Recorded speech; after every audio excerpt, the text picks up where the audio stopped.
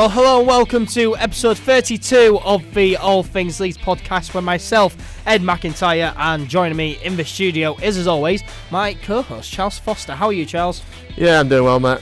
A little bit gutted after last night, but I'm doing well. Yeah, good week? Yeah, great week. Yeah, yourself? Good. Yeah, I've not been bad. Thank you for asking. We are by ourselves again, though, for this one, but there is still plenty to talk about. We will, of course, discuss Leeds United's past couple of games, which were both against Stoke City. The first was, of course, away in the league, where we won 3-0. The second one was on Tuesday night at Ellen Road, which saw Leeds United draw 2-2 with Stoke City after normal time, but Stoke City beat Leeds United 5-4 on penalties to progress to the third round of the Carabao Cup, which is pretty disappointing, but we did batter him in the league, which makes up for it. We'll also discuss other news regarding Leeds United, including the news that former striker Jermaine Beckford has retired from playing football at the age of 35. Pretty sad news and end of an era there. We'll also discuss a bit of transfer news as well, as the European transfer window still hasn't closed yet, so some players are still leaving the club. And we'll also look at the news that Liam Cooper has been called up to the Scotland squad for the upcoming Euro 2020 qualifiers. He's finally been called up. It's a long time coming. And then we'll look ahead to the big game this Saturday, a top of the table clash. First versus second is, of course, Leeds United against Swansea City at Ellen Road. This is the All Things Leeds podcast.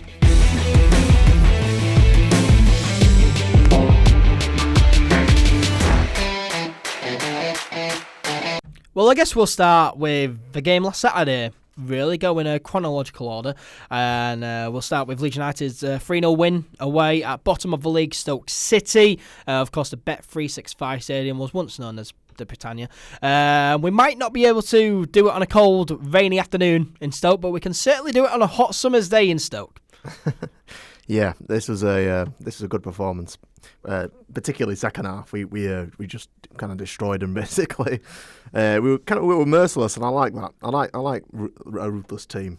I'm not a big fan of us going like 1 or 2-0 up and then just sitting back. Yeah. I really want to punish people, particularly teams like Stoke, because they are incredibly arrogant, having come down for the Premier League, thinking they're going to walk it, and nobody ever walks this league. Yeah, it was very nice watching. We did batter him. It was a fantastic performance from Leeds, and it was great to batter Stoke as well. And there was a video of some Stoke City fans singing Galatasaray, so it was good that we did end up battering him. Yeah. Of course, that chant is, you just don't accept it at all. But yeah, it was nice watching Leeds United absolutely dominate Stoke City. And if you had told me a couple of years ago that we would go away to Stoke City and batter them and win 3-0, I would have just punched you in the face and called you a moron, because I just wouldn't have believed you. I mean, I wouldn't have been that violent, but I'd have probably laughed at you. Yeah, because I remember them coming down last season, and as you were saying a while back, every game since that game, it's looked less and less impressive, the fact that we battered them last season on the opening day 3-1. Yeah. Because they've just been horrendous. Yeah. Because they came down and, I mean, on paper they still have a Premier League squad, really. They do have some decent players. Well, yeah, I know we want to do this in chronological order, but last night they made 9 changes, and their 9 players they brought in were all senior players. Yeah. Whereas we made 8 changes, and our 8 changes were all, kids basically. They're all, the average age of our team was 23. Yeah. And that was including the fact that we had Douglas not playing. But yeah, they've just got about 30 senior players in their squad, all of kind of high level championship quality. But for some reason, I think largely because of the manager, they're not succeeding. Yeah, and really are struggling. But it was a few years ago, you knew what you were getting with Stoke. You were going away to Stoke, and they were going to get a big crowd. It was horrible. Of course, they had that. Oh, can you do it in a Colvin United Stoke? Not that big a crowd. The stadium capacity is only like 25,000. Yeah, but the crowd would be loud, and you didn't know what you're going to get away at Stoke. But now you go in there, and you're expecting to win. Really, you're expecting to batter them 2 or 3-0 really away at Stoke, and of course we did do that. Just for one change for this game, Bavardi in for Liam Cooper, despite Bielsa also saying that Dallas might have missed a game, but he did play, and clean sheet. Bavardi did well, I guess. Stoke City made just 6 changes, only 6 changes. I feel as though if they made 7 changes, it would have been too crazy. So only 6 changes for Stoke City, which saw the likes of Jack Butland and Tom Ince. They were all dropped, and so it was a fairly quiet start to the game, really. I felt as though it was kind of like a boxing match. Both teams are feeling each other out, seeing what you're going to do, and to be honest, it was fairly quiet. But until we did score though, on 42 minutes, fantastic goal. this as well. Great build-up play, nice little interchange. Pablo Hernandez, fantastic ball, perfectly weighted pass to Stuart Dallas, and naturally our right-back is running on in front of goal and one touch and it's sent back at net. It starts with like a pressured clearance from Federici, and it goes up over to the left-hand side, and ALAW is trying to win it, and this defender just jumps on his back. And I saw so many Stoke fans saying, oh yeah, there was a foul in the build-up to that goal. It's like, ALAW was just getting pulled over. He lays it off to Forshaw, who I think finds Jack Harrison, and then gives it to Pablo Hernandez, who spots a pass that nobody's spotted, which is the running Stuart Dallas over on the right-hand side, around the side of James McLean. And like a beautiful, just a proper striker's side foot finish from our right back. Yeah, it was surprising. It was surprising to see Stuart Dallas that far forward. But we did that thing. I noticed that everyone was all down the left hand side, and it left Stuart Dallas just free on the right, running past their That's what Bielsa likes to do, isn't it? He likes to overload one side and leave a couple of free players on the other side, just in case you can do the quick switch of play, and then you show it in. And that was a fantastic ball for Pablo Hernandez. That was such a nice ball. No one saw it. It was beautifully weighted. Well, when I first saw it, I thought Federici really should have come out for that. But then looking at it again, I realised the ball is quite far out of the box. Not out of the box, but to the edge of the box. So he would have to been very quick to make that one. Yeah, and it's not like it was a fast-moving ball, though. It was quite slow, and it was plenty of time for you to think, has he actually passed it to Dallas? But it did, of course, go to Dallas, and Dallas, our right backs, scoring with his. If the keeper comes out again, I reckon Dallas just chips him. I think it's a goal either way. If Dallas has a chip in him, you don't know if he has the quality. He is a right back. But he used to be a left and right winger. Yeah, so. I mean he's come on leaps and bounds. I'm so pleased that Stuart Dallas got the goal because he has been brilliant for me so far this season. He's been incredible at right back. Remember, we signed him in 2015 as a winger from Brentford, and Bielsa's turned him. I mean, Bielsa last season, sometimes he played him in defensive midfield, and now he's just an incredible right back. He's just Bielsa loves kind of free roam and fluidity in the positions, but also he likes players that they're able to kind of play anywhere. That's why I think he once said about Ayling, he can just play anywhere in the defence, so we're okay. It's an interesting point on Luke Ayling, because Leeds United released a video of him and Tyler Roberts, who had been out injured. They were training, so they should hopefully be back soon. But Luke Ayling, he's going to find it tough getting back, starting at right back, because Dallas really is playing well. Yeah, he's going to struggle, because especially coming back from injury, because he ain't going to be as sharp as he would be. The rest of the team have had 6 or 7 games now to get back into the swing of things, whereas Ayling's not played a game yet, so it might be a case of maybe giving him, I don't know, a few minutes to see out a game, or maybe. I mean, they'll go in the under-23s, you'd imagine. Yeah, that as well. Maybe the first round of the FA Cup. We join in the third round, don't we? And that's ages away as well. Yeah. I know it's a while away.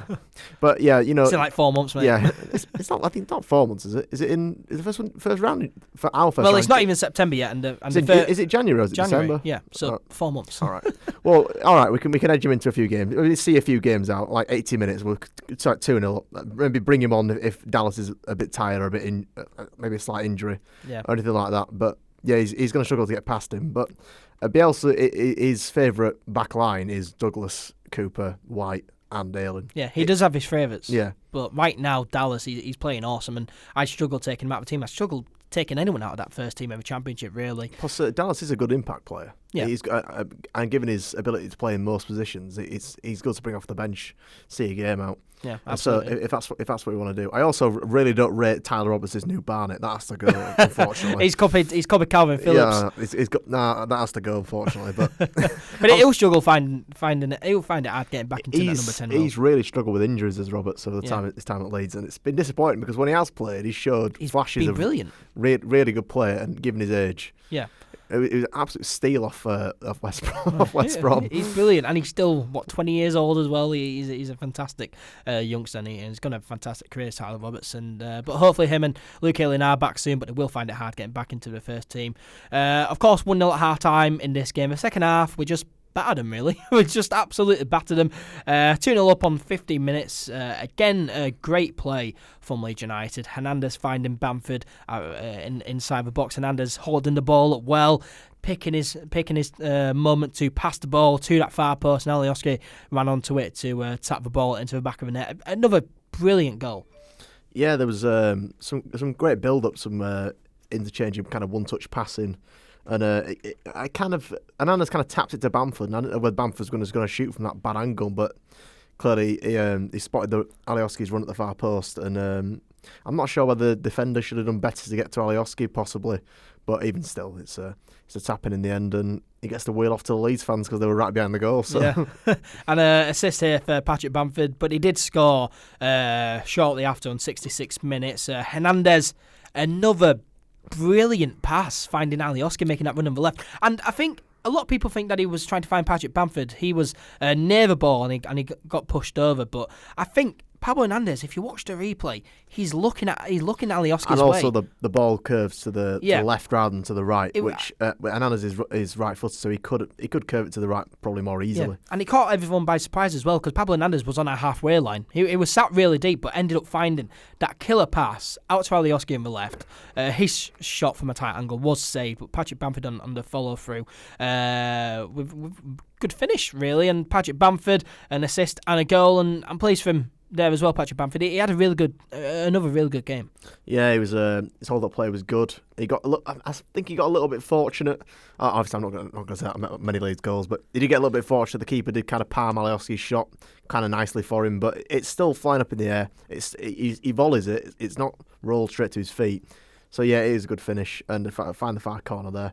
And then we're 3-0 up, and then we're away from home 3-0 up, and the game is effectively won with about half an hour to go. Yeah, but it was a brilliant finish from Patrick Bamford. That's now 4 goals in 5 games for him. But all goals have come away from home, and there does seem to be a different Patrick Bamford away from home compared to at home. I think there's a different Leeds United away from home than there is at home. We seem a lot more willing to have a pop at people away, which I think whether that's just the pressure of the crowd or just the kind of because the home sides, when we go away, are far more willing to give us the space behind them by coming onto us and having a go. Whereas at Ellen Road, the vast majority of teams turn up and they just sit back and do nothing and try to grind out a draw. But I personally think Brentford were trying to grind out a draw for their game. Yeah.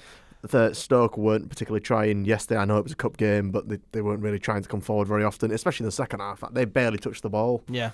But it is weird though, isn't it, that there does seem to be a different Leeds United away from home compared to at home. We've scored most of our goals away from home so far this season. That was our problem last season. We had a really good away form and poor home form.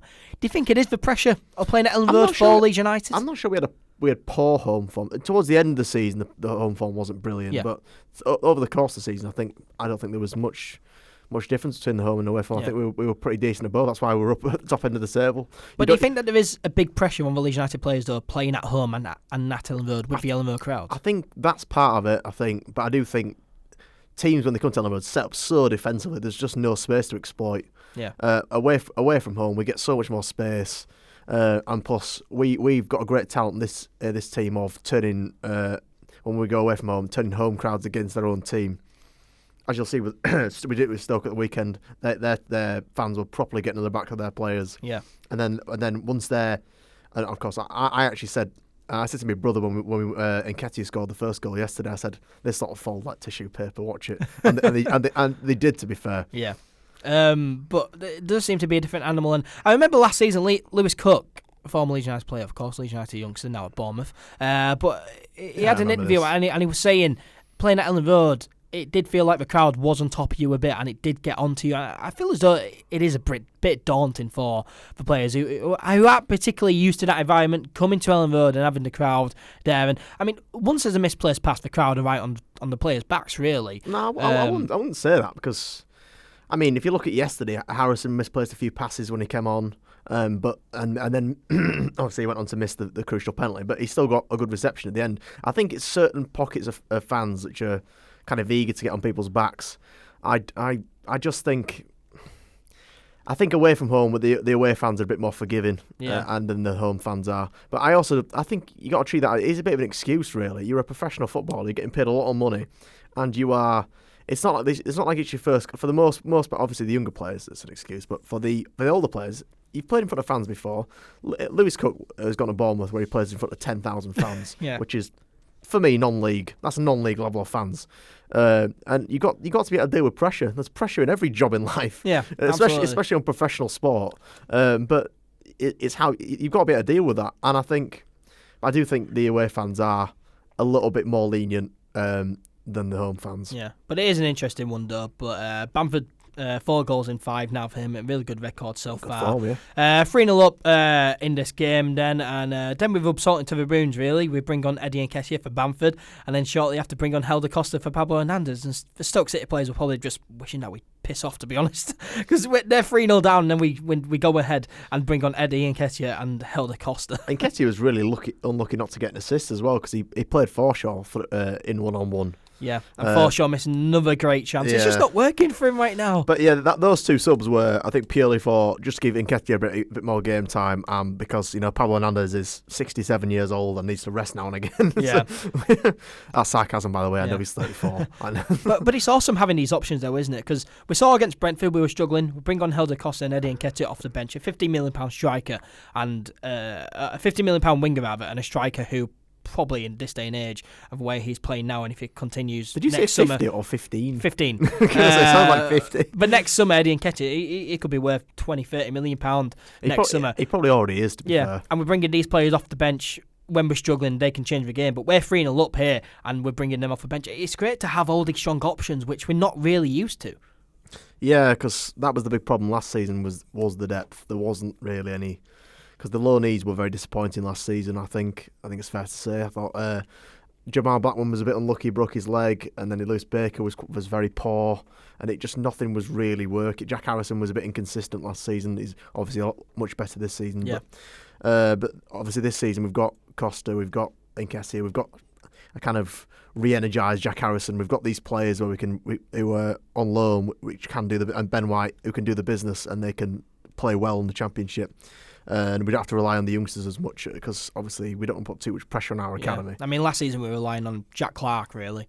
He was the secret weapon, and eventually people figured him out, and there's an argument to be made that he has been fully figured out. Yeah, because he's not really doing too great this season. He's performing poorly this season, I think. Especially, he's all right for the under-23s, but for the senior team, he is performing poorly. Yeah, I don't want to slag off our players, but he doesn't seem like he's that bothered. It seems like he's kind of sulking. In fact, he's not getting much game time, so his performances go down, so he gets less game time, and it's a kind of a negative cycle there. Yeah, we'll touch on Jack Clark a lot more later on when we talk about the game from Tuesday night. But back onto Saturday's game, Helder Costa, he was unlucky not to score really. He had this really great effort from about 25 yards, just absolute thunder bastard shot. I just love the way he was running along the edge of the box. He was just doing 1-2s with every single one of the Leeds players before having a shot at goal, and not one of the Stoke players closed down any of the Leeds players. And it was a fantastic strike as well. Good save by their goalkeeper Federici, thank you. We were lucky not to score. If that went in, probably goal of the season, but no, a very good save. But after that, the Leeds United fans started singing "We're taking the piss," which I think just wound up Stoke even more. Goal of the season so far is the opening goal against Bristol City away, where Pablo Hernandez turned it left foot top corner. Yeah, that was a fantastic finish. Of course, 3-0 at full time though. It's hard to pick a man of the match from this one because everyone was good. It was a collective team effort. Maybe Pablo Hernandez for his insane passes during the game. Ben White, though, he had another incredible game. Mugged off a few of Stoke's forwards a few times with some really nice dummies. He had another fantastic game. Ben White for me, 21 years old. First season in the Championship, he's the best centre-back I've ever seen in my life. I do love him, and I love his confidence. He does have the slight tendency to overplay sometimes. I think he's got that in him. He does. I know we keep going about going in chronological order, but I'm going to have to mention yesterday's game again. There was one point where he controlled the ball and he was bringing it away from their forward, and he ran it out of play. And I just think, could he have laid it back to Casey? But even in the Stoke game at the weekend, he does overplay a bit. But you love to see the confidence there because he's on loan from Brighton. He's 21 years old. Yeah, he's only played for kind of Peterborough and Newport in the past, and you think, is this going to work? This is a bit of a kind of gamble. But I think so far it has paid off. Yeah, it's working so far. Yeah. He's brilliant. Yeah. But Saturday's game, it was kind of like the entire team were playing well, and it spoke a lot to me in the EFL Team of the Week this week. No Leeds United players to win it, but the manager was Marcelo Bielsa. I heard someone say you can only have one representative from each club. Yeah. Well, if that is the case, Marcelo Bielsa was in it as the manager, and I think that does say a lot, really, because Saturday's game, I think you're struggling to pick out a man of the match. Everyone were just good. I think I would probably give it to Pablo just because he was kind of at the centre of at least two, in fact, all three of the goals. Yeah, I think the Yorkshire even post their match ratings, player ratings, they were basically all 7s, a couple of 8s here and there, but basically all around 7 and 8. And I thought it was a bit harsh by Joe Urquhart to give everyone 7s and 8s. But you couldn't give everyone 9s or 10s, and it wasn't like I'd have given probably Ben White and Anders 9s though. But it wasn't like it was a fantastic performance for me. Still, this season we are yet to get out of second gear. But that is a positive. There are still areas to improve, but that's a positive because we are still unbeaten in the league. We are still top of the table in the league, and we're not at our best yet, and that's a massive positive. Yeah, there are a few things we need to tidy up. I think set pieces, both attacking and defending, I think we need to improve.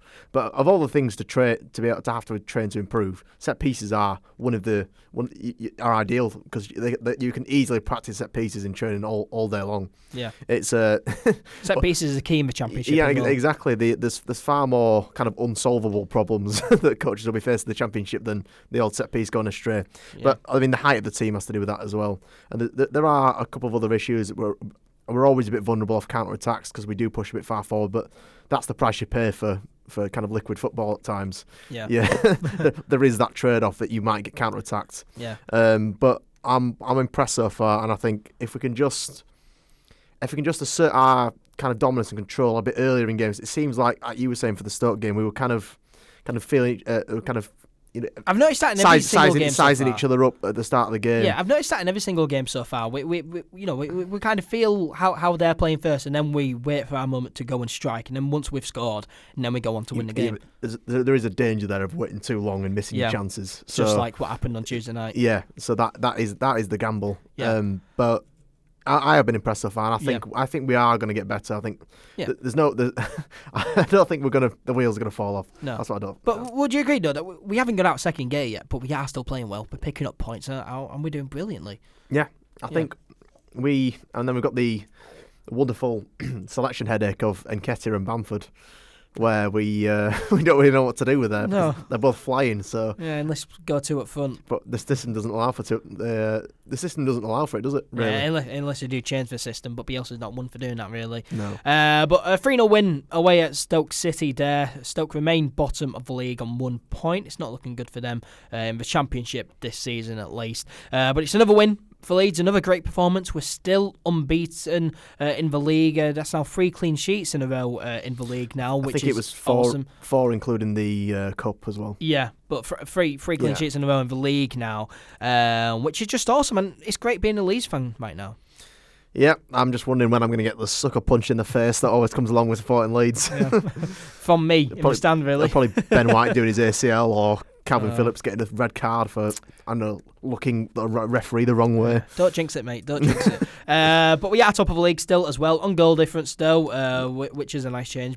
Swansea are second on the same points as us, of course. It is still early doors. We do play Swansea on Saturday at home, which is a massive game, a top of the table clash, and we will 6 pointer there. Yeah, and we will look ahead to that game later on in the show. But now let's look back on Tuesday night's game, second round of the Carabao Cup. Leeds United, we did end up losing 5-4 and penalties to Stoke City after a 2-2 draw in a normal time at Ellen Road. It's a tough loss to take, really, as we probably should have won, but are we bothered about losing and being knocked out of the cup, though? It was like last season. For some reason, we kept drawing Championship sides in the cup. I really wanted. I'm not bothered about being out of the cup. I would have liked to have gone out to a Premier League side. Yeah. And I would have liked to have played a Premier League side at Ellen Road. I'm kind of sick of playing. Yeah, because last season we had Bolton pressing. Yeah, I'm kind of sick of playing teams we already play. Like, I don't know who said it last season. I don't know whether it was Ailing or Douglas or one of them. They got interviewed about the cup game. I asked if they were looking forward to it, and they went, well, we play Bolton anyway. We play because it's just one of those games we play anyway in the league. Yeah. In the cup, you want to either play.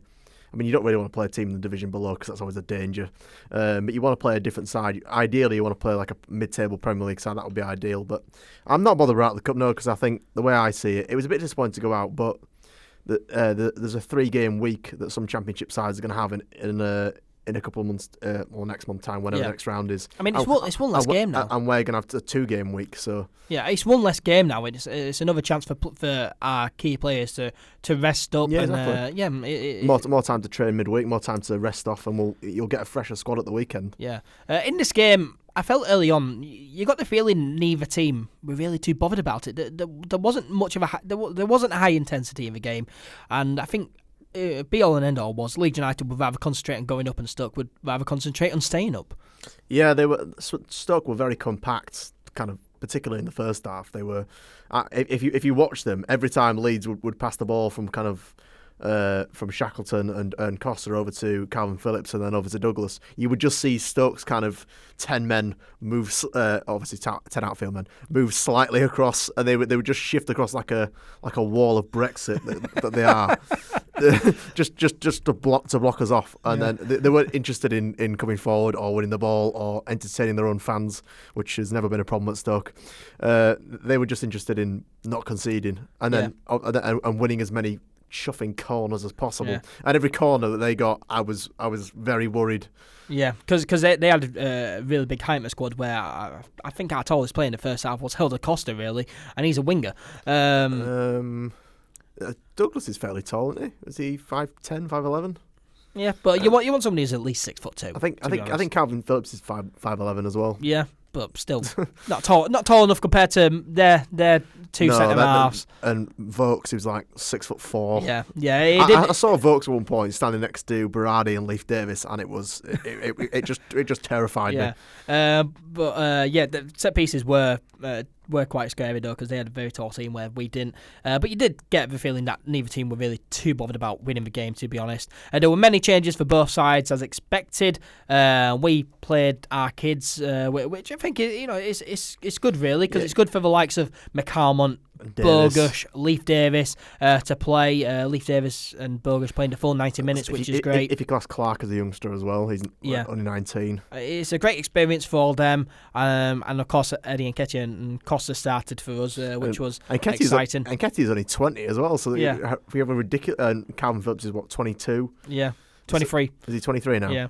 Right. So we had a particularly young side, and I saw Leeds and Stoke fans arguing after the game. Stoke going, "Oh yeah, we made 9 changes."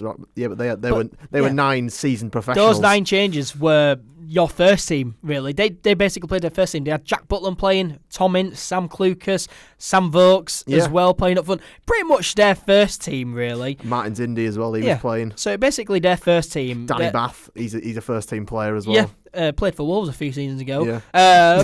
It was basically their first team against our kids, really. But good for us to check out the youngsters. Good experience for them. It was a weird system that we were playing, but we didn't play any recognised centre-backs in the first half to start with. It was a back three of Leif Davis, Berardi and Calvin Phillips. I mean, if you said that to Bielsa, he would argue that Berardi is a centre-back, but he's not. No, he's a full-back. He's actually, to be fair, he's a right-back that is putting left-back and centre-back all the time.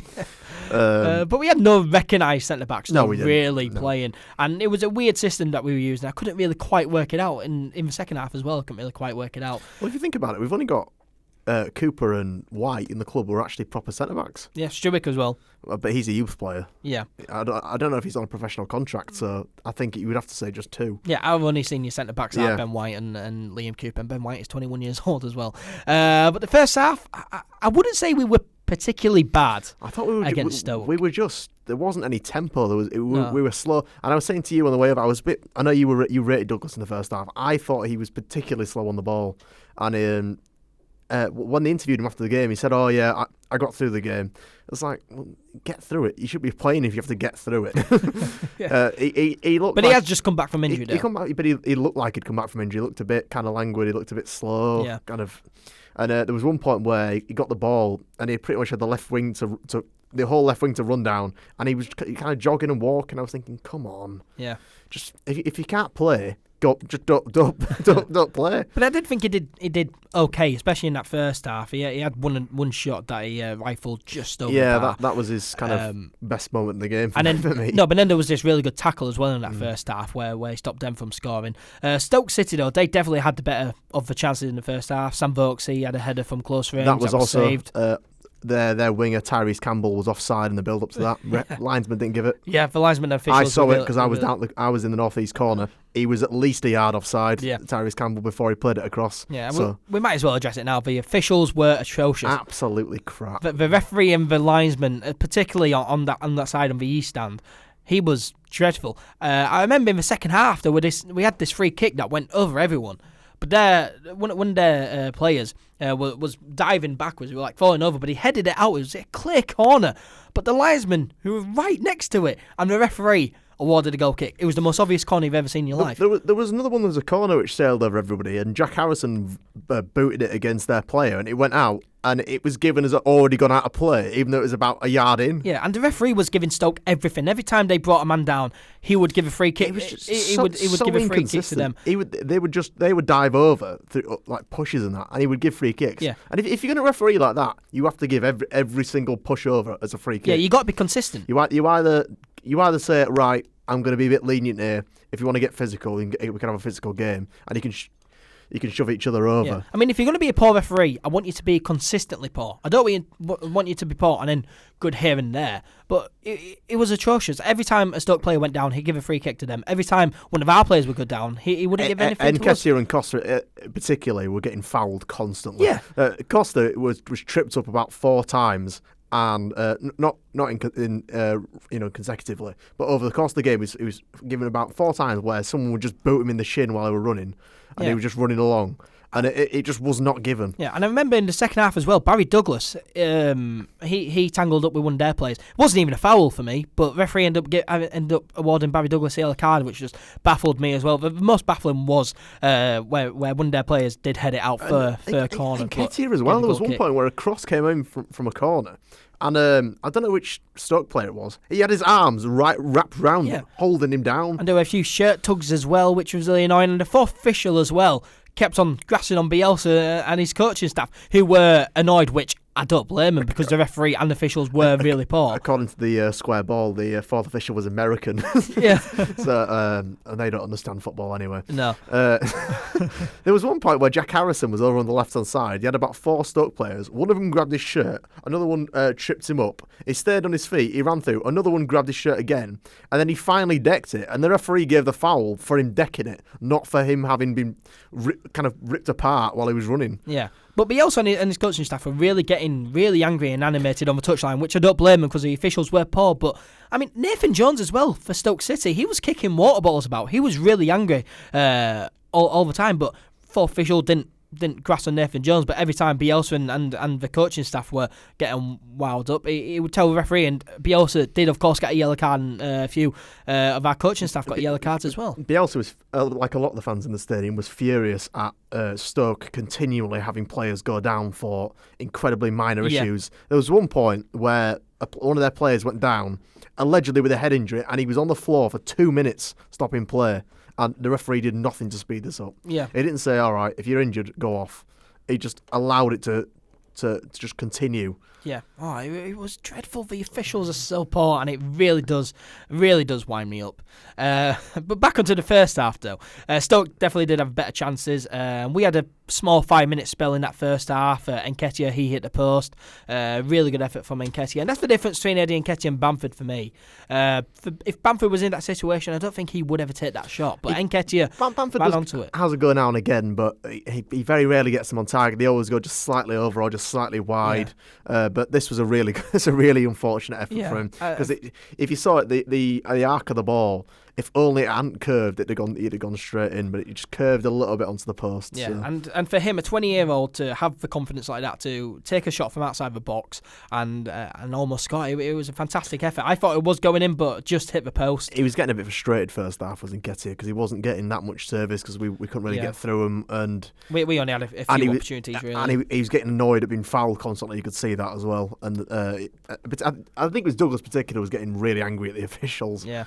Stoke City did go 1-0 up on 39 minutes. Danny Bath scoring from a header from a corner. Set pieces, as we've mentioned, they were quite worrying because they had a very tall team. But Danny Bath scoring there. I said to my brother before we conceded this goal, as we got the corner, I said to him, we're giving away too many stupid corners here. Yeah, and then they score immediately. Yeah.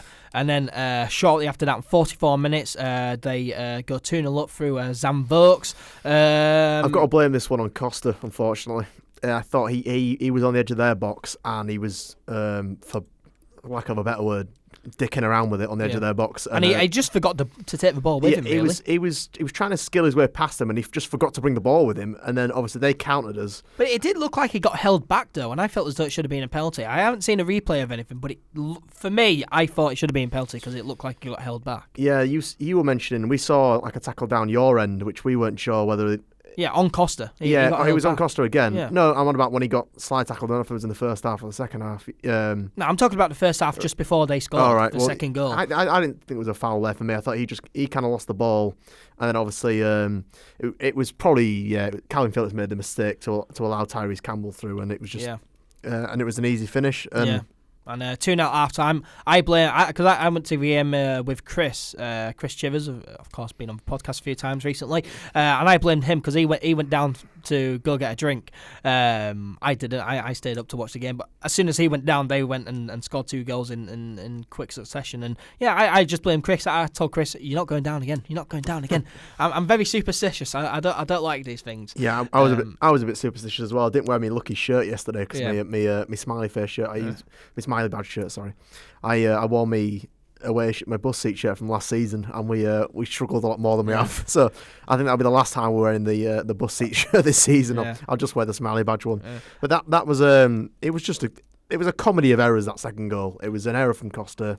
It was an error from Shackleton being miles out of position. It was an error from Phillips to let him through, and it was just.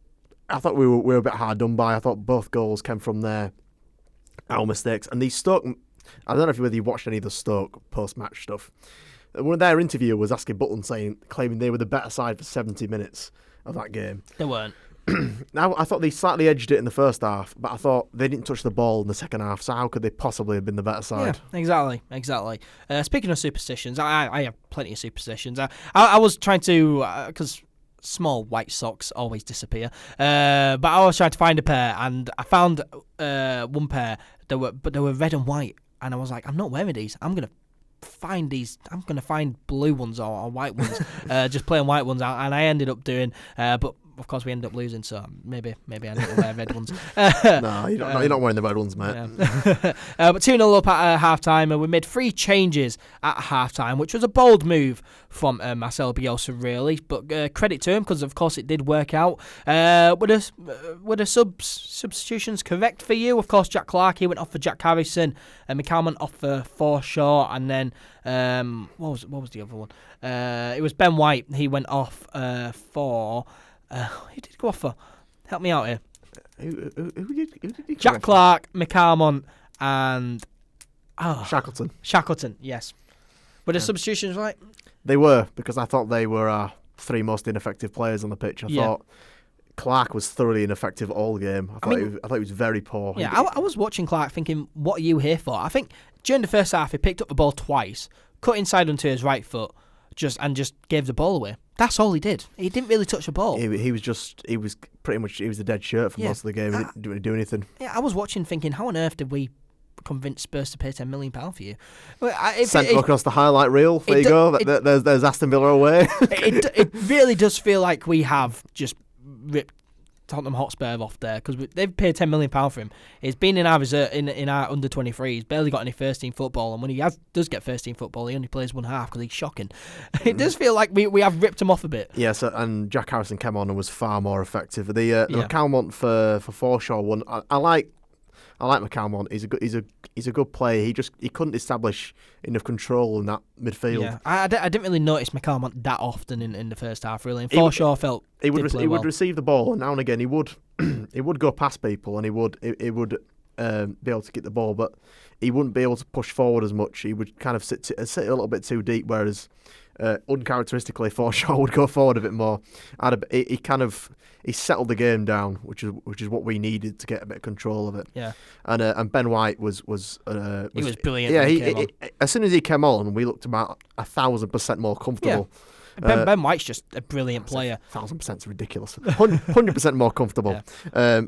He just settled it right down. The passing out from the back was a lot more comfortable. He was a lot better at winning the headers than Shackleton was, and he stayed in defensive position most of the time, apart from when he drifted forward occasionally. Yeah, but he's just a brilliant player. And there was at one point in the second half as well, Ben White on the left hand side sprayed a really nice ball out to Helder Costa on the right, and Helder Costa first time shot went straight into Jack Butland, but it was flagged for offside. But Ben White, he was just class. Which it was only marginally offside, despite the fact that the likes of Vokes was offside repeatedly by much greater margin, and it wasn't given by the crap linos. Yeah.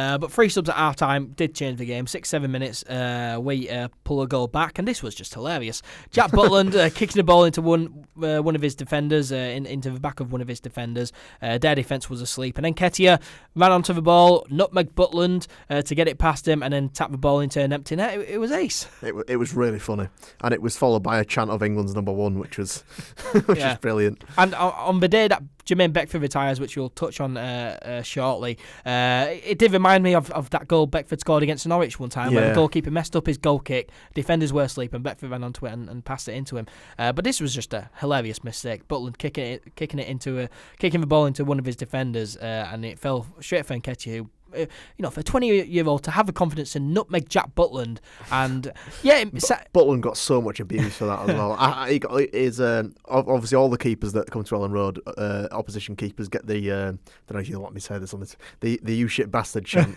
But he got the loudest rendition I've ever heard of it. Yeah, because he used to play for us and he was poor for us, really. And he's poor now. But it sounds easy, NkGhTg scoring into an empty net, but all the pressure's on him at that point, and to tap it in and score. It was fantastic, and we pull a goal back through, and it was just hilarious, and it was awesome. NkGhTg's record for Leeds now, I think, is like 197 minutes of football for Leeds. He scored 3 goals of his 4 shots on target. Yeah, he's just brilliant. He really is brilliant. We did equalise in 81 minutes. A great ball from Leif Davis on the left-hand side. Very good, Davis. Very good. Very good, Davis. And finding a Helder Costa in the box. He was good all game, to be fair. He made some vital interceptions, some vital tackles. He won a surprising number of headers for a lad as short as he is. Yeah, he was really good. I think he's shorter than me, is Leif Davis. But he was... obviously, I think he's had more first-team experience than the likes of McCalmont and... Maybe not Shackleton, but I remember Davis last season had a bit of a run at left back because we had no left backs. And Aston Villa, he just came in because I think it was Barry Douglas or Luke Ayling he was meant to play, and Davis has played in previous cup games as well, which McCowan and hasn't really played in. Yeah. And Shackleton only kind of gets cameos, so he has a bit more experience. But he played really well, and he was one of the only youngsters to survive the half-time kind of gutting of the squad. So sort of all round.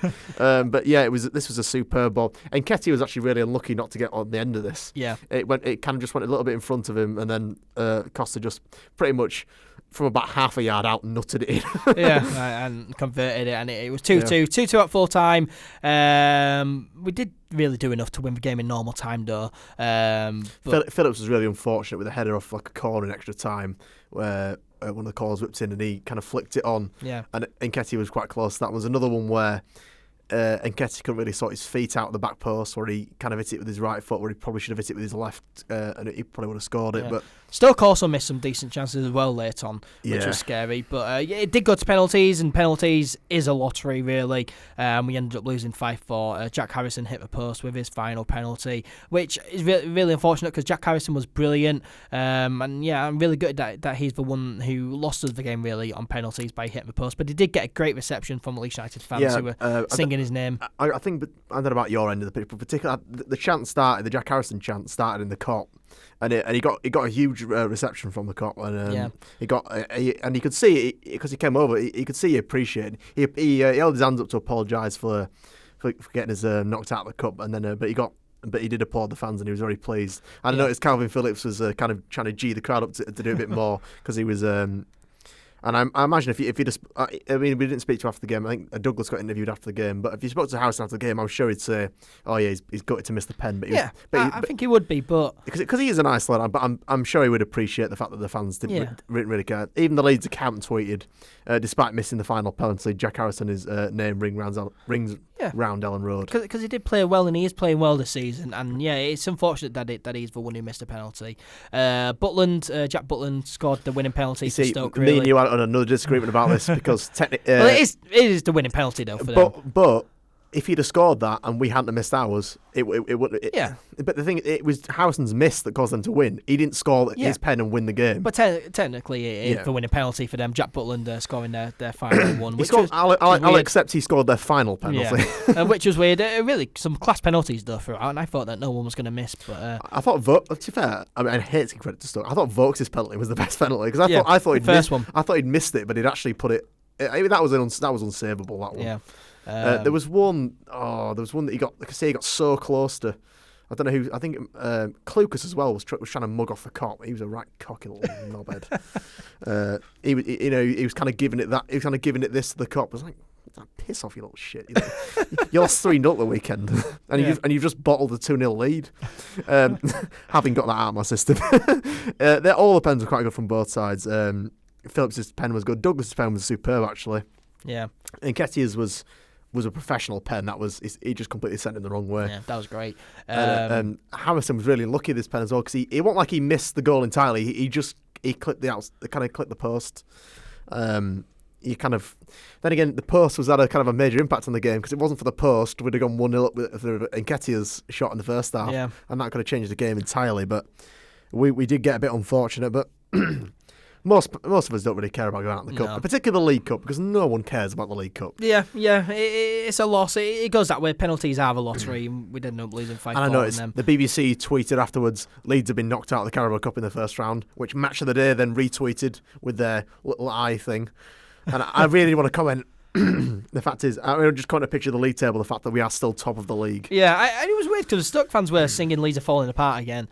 But and then they're bottom of the league. And then what did they do? We're top. They fell apart and conceded 2 goals in the second half. Yeah, exactly. Despite time wasted for 10 minutes. So we are out of the Cup, which I don't think we feel too bad for. I think everyone accepts the fact that we're out and we're not really too bothered. We can now focus on the league. But it is a loss, but not really though, because we did draw 2-2 after normal time. And, there are plenty of positives. One, the youngsters got to run out. Yeah. The second, we can concentrate on the league now. And, Stoke did play their first... NkGhTg and Costa got 90 minutes. Yeah, and Stoke... They did play for their first team when we played our kids. Yeah. And we were 2-0 down at half-time, and to show that fighting spirit to come back, make it 2-2, almost win the game, it was great and plenty of positives. I do think there are plenty of positives, because you can't...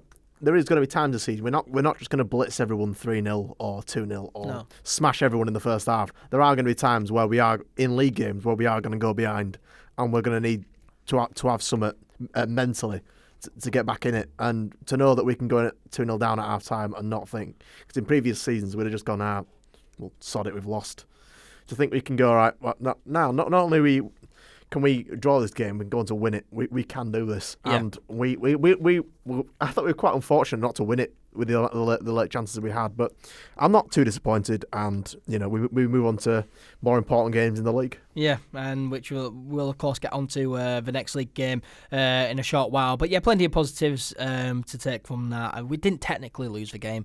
We did lose on penalties though. But also, Stoke, They can struggle for longer with Nathan Jones, because that'll buy him time. They won the game. They're not really going to sack him after progressing to the third round of the Carabao Cup. So they can struggle for longer with Nathan Jones in charge, which I think is good. But yeah, plenty of positives to show that fighting endeavour to pull it back from being 2-0 down against a top team when we played our youngsters. It was great. And I'm not bothered about going out of the cup. And as you say, we can concentrate on the league now. But before we do look at our next game. Some news to look at regarding Leeds United that's come out this week. We'll look at transfer news first of all. Why don't we? And the European transfer market is still open, as I said at the beginning of the show. And and it's annoying because the European market. Why is it still open? Why can't it just show at the same time? It means that now and again a player like Rafa Machuca is just going to leave the club. Yeah, I'm not going to go. Hang on, is the transfer window still open? But yeah, it has seen the departure of 20-year-old Spanish striker Rafa Mujica. We of course signed him from Barcelona, or Barcelona B, in the summer, but he has now joined Spanish side Extremadura UD. Don't know if you pronounce that. If I'm pronouncing that correctly, I rate that club name. To be fair, Extremadura it sounds like it sounds like a condiment, but I do like it. Yeah, but he's gone there on loan for the season. Short stay here, but he was never going to get first team football, and I don't blame him for going out to try and get first team football back over in Spain, which is his home country. He's only going on loan, and ideally he'll get kind of 10 goals-ish, or maybe 12 goals as a young player in a squad, get a bit of game time. He'll come back. He'll enjoy the weather because obviously he was at Barca B, so he'll enjoy going back to Spain for the weather. His native country. And if he, never know, he might markedly improve and then come back and we can use him in a few cup games next season, or maybe get him onto the bench, but we'll see about that. Yeah, but of course, massive good luck to Rafa Mujica over in Spain on his loan. Now, Leeds United left back Lawrence Bock, he was meant to be leaving Leeds a few weeks ago for a Greek side. I'm not going to pronounce that Greek name. We have so much deadwood on our books. It's unbelievable. Yeah, because that transfer has now broken down. There is new interest in him. I hope he does leave, not because he's bad, but because he is bad. No, but because we have loads of players in his position, especially at left back. I do think it as well. I mean, I know we try to be fair to Leeds players, but he's a poor player for me. He doesn't. He's not good enough for the Championship, I don't think. Yeah, and we have plenty of players in his position at left back. Well, and he was never going to get the first team, and we need to get rid of players like him off the books. Yeah. Hopefully he does leave. Of course, good luck to him wherever he goes. But we need players like Lawrence Bock, Vernon Nita as well to get off the books at Leeds United. But Vernon Nita just looks like he's going to stay around and bleed the club dry with his extremely high wage. Yeah. But at the end of the season, we can send Vernon packing back to the Netherlands or wherever he wants to go, and get his horrendously high Newcastle Premier League wage off our books, and get a player that actually wants to play for the club, rather than just be a leech. Yeah, but players like Lawrence Bock, Vernon Nita, I hope we do get rid of him now. On to other news then, Liam Cooper, he's been called up to the Scotland squad for their upcoming Euro 2020 qualifiers. Finally, it's been a long time coming. Given how poor the Scottish defence has been in recent tournaments, I cannot believe that the captain of Leeds United in the Championship has not been called up to be in their defence. Because I think they're looking at their defence, they've got who have they got? They've got another Championship centre back as well. I'm not sure. They've got Andy Robertson at left back, so Barry Douglas isn't going to get a look in there. But the centre backs have been poor. They always let go. Scotland's international team is pretty poor, to be honest. And last season we were top of the league, and Scotland weren't calling Liam Cooper. And I was just thinking, why on earth are you not getting Liam Cooper? Sorry, I'm just going to check that Scottish squad. Just so I can check who else. I know there's another Championship. There's a few of the Championship players in their team. Yeah, but Liam Cooper being called up finally. It is about time. Hopefully Scotland look after him. We don't want Liam Cooper injured. Please keep Liam Cooper safe, Scotland. Yeah, they've got Grant Hanley from Norwich as well. Charlie Mulgrew, he's on loan at Wigan. So they're both Championship players. But Liam Cooper's better than Charlie Mulgrew. Yeah, he is. But they've got the goalkeeper. They've got Kenny McLean as well from Norwich. They've got Robert Snodgrass. He's in the squad. Ryan Fraser from Bournemouth. And they've got that shit house Ollie McBurnie that I really hate. Matt Phillips from West Brom. So they're the makers of a decent Championship side. Yeah. The problem is international tournaments like the likes of England and Spain and Argentina and Brazil have all got kind of Premier League standard teams. So. Yeah, but Liam Cooper finally getting called up, which just baffles me as to how he hasn't been called up before. But he's finally in that team. Good luck to Liam Cooper there, but just come back safe. Just look after him, Scotland, for us, because we don't want him injured. Is Robertson captain? Is Andy Robertson captain of the Scottish squad? I'd imagine so, yeah. He is by far their best player. Yeah, absolutely. He won Champions League last season with Liverpool. It's very weird that all of Scotland's best players, I think, are left backs because they've got Kieran Tierney, they've got Andy Robertson, and obviously they've got Barry Douglas is there as well. But Liam Cooper's the best player now. Liam Cooper's the best player now. Yeah. But congratulations, Liam Cooper, for getting called up. Stuart Dallas's also been called up to the Northern Ireland squad, which I think is a given. Back onto Liam Cooper. Good luck to him there. Yeah. Hopefully he comes back. No injuries. Hopefully he'll shore up the Scottish defence, and I'm sure he'll be buzzing getting some international experience because I think he has been underappreciated, particularly last season, for not getting a call up. Yeah. On to some other big news then. The news that came out on Tuesday regarding former Leeds United striker Jermaine Beckford, who has announced his retirement from playing football at the age of 35, an end of an era. It's sad news. His final club was former Football League club Bury. Yeah, which is an absolute disgrace. It's something that we can talk about another time, because we could talk about that for hours and hours. Yeah. The state of the EFL and Bury, of course, being expelled from the EFL, which is, of course, sad news. It is a disgrace. Yeah, awful news. But Beckford, sad news that he is retiring. It's an end of an era for us. He was the kind of, well, for our generation, kind of 20, 21-year-old Leeds fans, he was the player. Him and Becchio and Snodgrass were the players where you thought, right, this is why I'm supporting Leeds. Yeah. These lot are, they got us these into three are supporting brilliant. Leeds. They got us into supporting Leeds United, and many great memories from Beckford. Of course, the goal that he scored against Man United away there to win 1-0 in the third round of the FA Cup. The Bristol City goal, January Bristol 1st, Rovers goal to send us up. Yeah, of course that. Of course, 2 goals that he scored away at Spurs in the fourth round of the FA Cup in 2010 to secure that 2-2 draw and secure a replay.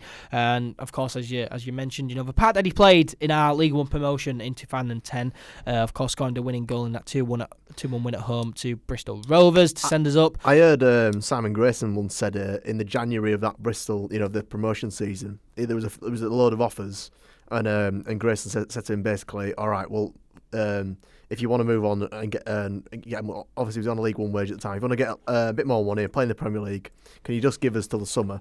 We'll try and get up, and in the summer we'll let you go. Yeah. And Beckford could have just said, nah, I want to go to Premier League now. I want to get the money now. He said, right, I'll stay to the end of the season. So he stayed to the end of the season. He got us promoted. Gave us probably the best memory of following Leeds in my lifetime. Definitely. And then for me, I know.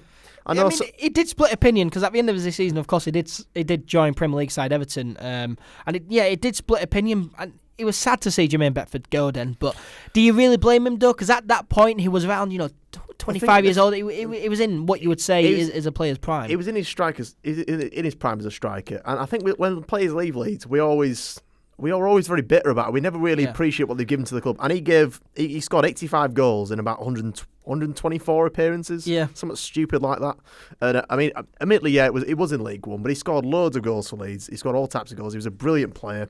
He gave us superb memories. Yeah, and he got us promoted. And for me, he gave us some great time. Me personally, some great times following Leeds. And he went with my kind of best wishes. I thought, fair enough, because this club is a mess. Yeah. And you get to play. You can go on to play in the Premier League. Yeah, because it was sad to see him go. But back then, he's just come up from League One, and he's got an offer from Everton, who back then were a top 7 Premier League side. Yeah, exactly. You're not going to turn that down, especially when it was his age. He didn't. He was around. Probably 4 times the money as well. Yeah. And if you've seen with Kemal Roof going to Anderlecht, that is a draw from players who were kind of on relatively low wages, because Roof was on the same wage when he left as when he arrived, and he arrived from Oxford, so his wage will have been tiny. Yeah. So he'll wanted to get more money, and the same with Beckford there. When you're around that 25-year-old age, you want to go and get as much money as you can, because it's a short career in professional football, and he needs to earn as much money as possible. Yeah, Beckford's 35 years old, and he's now retired. He'll not work again probably for the rest of his life.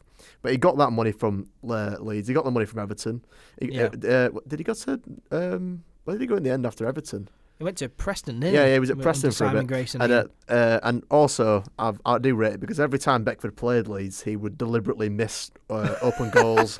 He once gave away a penalty for us in an opposition box. Yeah. There was one point I saw him running on goal when he's playing for Preston, and he could have easily put it either side of the keeper. He booted it straight at the goalkeeper. Yeah. I've never seen a former player try less hard against Leeds. Yeah, Beckford had a lot of respect for Leeds, and I was listening to an interview that he had recently, and he was talking about when he joined Leeds, and he had plenty of offers. I think he worked for this supplies company, while also playing football. I think it was semi-pro back then, but he was getting offers, and his agent was ringing him saying, "Oh, you're getting loads of offers." And there was one from Watford, who back then were in the Championship. They were 3rd or 4th in the Championship, and he was about to join them. But at the last minute, his agent rung him up and said, "There's one other club interested in you. It's Leeds United." And back then we were, of course, in League One. But Beckford, he had the opportunity to join Watford, who were doing really well in the Championship. but he basically told their owner, whoever was going to sign him, look, I'm sorry for what I'm about to do. Eddie Boothroyd, I saw that. He said, I shook his hand, I apologise, and I went and signed for Leeds. Yeah, he went, hopped on the M1, travelled up to Thorpe Arch and signed for Leeds United, because Leeds United are a very big club and he wanted to be part of that, which is... His dad's a Scum fan as well, so I imagine that went down well. Yeah, but so much respect for Leeds Jermaine Beckford has, and I've got a lot of respect for him as well. Leeds United fans love him. Would you class him as a legend, a Leeds United legend? I wouldn't go as far as calling him a legend. I would say he was a very, very good player, and given he's in our top 10 scorers of all time, you would have to put him up there as probably one of the best players we've had in our history, particularly in the last 20 years. As far as I'm concerned, he is a legend for me. Many memories from him, which I really do. I just think there's a very high bar to be a Leeds United legend. But I'm not saying nothing against him. No, but it's for what, different things that to do. If you're playing in I would say he's a modern Leeds legend. I would probably say. But I think legend. You become legends for different things. Jermaine Beckford, for me, has become a legend for all the memories that he's given us, beating Man United in the FA Cup, and I thank Beckford for all the memories that he's given us as well. Really do thank him for that. But for me, he is a legend because he got Leeds United from League One to the Championship. Won his promotion, scored loads of goals in a short amount of appearances, and for me, he is a legend. He was brilliant for us, and for me, I will always remember Jermaine Beckford playing for Leeds United. For me, I do class him as a legend, and thank you to Beckford for the memories, and good luck to him in his retirement. 35 years old, retiring from football. Good luck to him for the rest of his life, really. Well, moving on now to this weekend's big game. Leeds United, of course, taking on second place Swansea City at Ellen Road on Saturday. It's first versus second. It's a top of the table clash. Charles, are you excited? Nervous for the game? Our record in 6-pointers last season wasn't phenomenal. I remember we were playing. We lost at Sheffield United at home in that crucial game. We lost that Norwich game at home when we had the chance to go 6 points clear. So I hope we've got a better record with 6 pointers this time, because it is. I know it's very early in the season, and we could lose the game and still do fine. But this is the chance to go a few points clearing first. This is a chance to establish that kind of early season gap, because getting a gap early in the season is important. Yeah. Because it kind of, if you go a few points clear early in the season, people think, all right, they're uncatchable. They're going to win the league. We have to settle for this. But yeah, I really hope we do well against them. They've got a good squad, the Swansea. They've lost Ollie McBurney in the summer, so that was a bit of a blow. But I was just looking up their squad there, because I knew a couple of the players. The old Leeds legend Matt Grimes is coming back. He says sarcastically, "Crap player." Yeah. But Mike van der Horn, one of their centre halves. He's a very good player in the Championship. I rate him highly. Yeah, and they are doing well so far. They've done exactly the same as us so far in this league. 4 wins and a draw from the first 5 league games. 3 wins in a row as well, which we're on as well in the league. And they've scored 3 goals in every single one of their past 3 league games as well. And those 3 wins in a row, they've scored 3 goals. They are a very good team. Of course, second on 13 points, same as us. They're just behind us in goal difference by 1. But yeah, they are a very good side, doing very well so far. And their forward Baston, he's scored a few goals for him. I think he's on 4 goals, the same as Bamford. And it should be a good game. It's a very important game right now. The biggest game so far this season, but is there a big game 6 games into the Championship season? I'm not sure, but you don't often get top 2 clashes this early on. No, they're quite rare, and it's not on TV either. But I don't think Sky Sports were ever anticipating Leeds United versus Swansea to be a top of the table clash. They knew Leeds would be up there. They didn't expect Swansea to be up there. No, definitely not, especially after the season that they had. But they're doing well this season. Swansea City, they are playing tonight at the time that we're recording, Wednesday night. They're playing in the second round of the Carabao Cup at home to League 2 side Cambridge United. Of course, we don't know what happens there. We don't know what will happen. You'd imagine Swansea will make a lot of changes. But is that an advantage for you, though, do you think? Because, of course, we played on a Tuesday and they're playing on the Wednesday, so we get that extra day's rest. Yeah, we got the extra day's recovery, because I imagine the Leeds squad will be recovering today, while the Swansea squad will be playing today and then recovering tomorrow. So we'll be training again tomorrow. while they're in recovery. So you got to see that as a bonus. But I imagine they'll give it's a Cambridge United, they're a League Two side, aren't they? So they'll be making a few changes for that. I imagine they'll probably drop their Chelina, their attacking midfield. They'll probably drop Baston, they'll drop Van der Horn, they'll drop Connor Roberts. And Jan Danda, he plays for them as well, and they got Barry Mackay. I didn't realise Barry Mackay was still in the Championship, but apparently that's the case. He was great last season. So they've got some really good players, but I don't imagine any of them will play tonight. They'll probably just chuck the youth out and players at the weekend with their full squad. I reckon I sent to you on the way up here that I think Cooper will be fit for the weekend, so we'll have hopefully our centre back partnership back. Do you think he'll be unchanged from that 3-0 win away at Stoke? I would prefer it if Cooper was playing. Yeah, I know Berardi had a good performance. If he's fit, yeah. But I would rather have Cooper playing. I just think he's more experienced in the centre back role, and he's better in the air, and I think he's a bit more composed than Berardi. Can you see NkGhTg playing? Not starting, which I think we need to start doing, to be fair. Helder Costa as well? Costa will probably not start either. Yeah. I think Harrison is making a serious claim as to why he should stay in the side. I think Pablo Hernandez, once again, hasn't played for a cup game. I don't think Hernandez will play in any cup games this year. No. I'll be very surprised. So Hernandez will start. We need to see about Mateusz Klich, because Mateusz Klich, of course, missed his first game since he started playing for Leeds last season. Missed his first game. I bet he's devastated. On Tuesday night. And it wasn't featured, wasn't even on the bench. Is he injured? We don't know, of course, for press conferences on Thursday, so we'll need to find out about Mateusz Klich there. His legs hanging by a thread, probably. Yeah. Hopefully he isn't injured, because he is a very good player. I think it'll just be a case of Bielsa resting players. I don't think he'll be interesting, but he hasn't missed a single game since the start of last season. Yeah, I know. It's his first game that he missed on Tuesday. I know. Interesting. It'll be interesting. I think Bielsa wanted to kind of try McCalmont out in that centre mid role. Yeah. I think there'd probably been some hints about an injury, so in the Twitter sphere, which there isn't. Graham Smith, I know Phil Hayes on holiday at the moment, but I reckon there'd have been a couple of rumours, whereas there aren't any, because there's always people who spot people in public, in wearing leg braces and things like that. There hasn't been any of that, so no. But it will be interesting to find it out. But you wouldn't imagine that Bielsa would change any of the system or formation. It'd just be individual changes for players who may be injured or maybe not injured and who can play. We do have a very good record against Swansea City. I've been looking at it here. We've only lost 3 times in our past 18 meetings with them, and at one point we won 8 games in a row. But that does spring back to the 10th of March 1962. So a very long time ago. And they used to be in League 1 and League 2 for ages. Yeah. So of course, last season though, we weren't unbeaten against them. 2-2 draw away at Swansea. We beat them 2-1 at home back in February of this year. So score prediction then? I think it could be a draw.